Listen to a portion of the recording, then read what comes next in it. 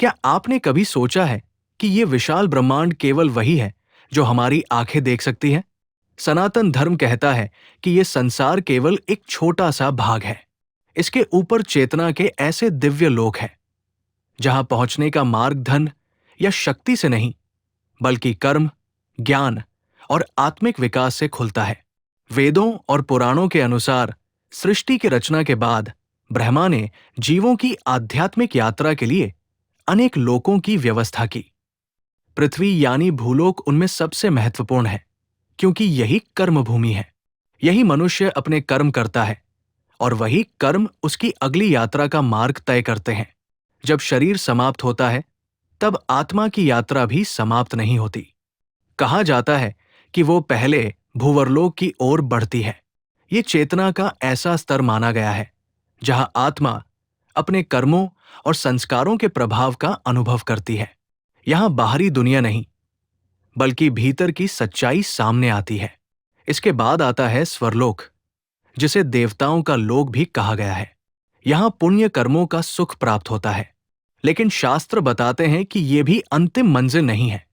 जब तक कर्मों का प्रभाव समाप्त नहीं होता, आत्मा की यात्रा आगे चलती रहती है। अगला स्तर है महरलोक, जहां महान ऋषि और उच्च चेतना वाले महात्माओं का निवास माना गया है। यहां भौतिक इच्छाएं शांत हो जाती है और आत्मा केवल ज्ञान, ध्यान और ईश्वर के चिंतन में स्थित रहती है। यह स्थान हमें सिखाता है कि सच्चा आनंद बाहरी वस्तुओं में नहीं, बल्कि भीतर की शांति में छिपा है। इसके बाद जनलोक आता है। यह सृजन, दिव्य ज्ञान और उच्च चेतना का प्रतीक माना जाता है। यहां रहने वाली महान आत्माएं केवल अपने लिए नहीं, बल्कि संपूर्ण सृष्टि के कल्याण के लिए कार्य करती है।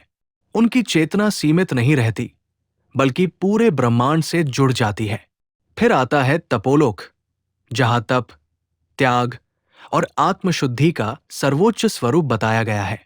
यहां आत्मा हर प्रकार के अहंकार, मोह और आसक्ति से मुक्त होने का अभ्यास करती है। यही वो अवस्था है जहां आत्मिक शक्ति अपने सर्वोच्च रूप में प्रकट होती है। सभी लोकों में सबसे ऊंचा माना गया है सत्यलोक, जिसे ब्रह्मलोक भी कहा जाता है। ये परम सत्य, दिव्य प्रकाश और ब्रह्म ज्ञान का प्रतीक है। यहां पहुंचकर आत्मा जन्म और मृत्यु के बंधनों से मुक्त होकर परम चेतना के निकट पहुंचती है। यही मोक्ष की दिशा में अंतिम आध्यात्मिक अवस्था मानी जाती है। लेकिन इन लोकों का सबसे बड़ा संदेश किसी स्थान का वर्णन नहीं, बल्कि हमारे जीवन का मार्गदर्शन है। हर अच्छा विचार, हर निष्काम कर्म, हर सच्ची प्रार्थना और हर करुणामय व्यवहार हमारी चेतना को ऊंचा उठाता है। इसलिए सनातन धर्म हमें केवल स्वर्ग पाने की नहीं, बल्कि अपने भीतर दिव्यता जगाने की प्रेरणा देता है। यदि आपको ये आध्यात्मिक ज्ञान पसंद आया हो, तो वीडियो को लाइक करें, हमारे चैनल को सब्सक्राइब करें और कमेंट में ओम नमो भगवते वासुदेवाय अवश्य लिखें। धन्यवाद।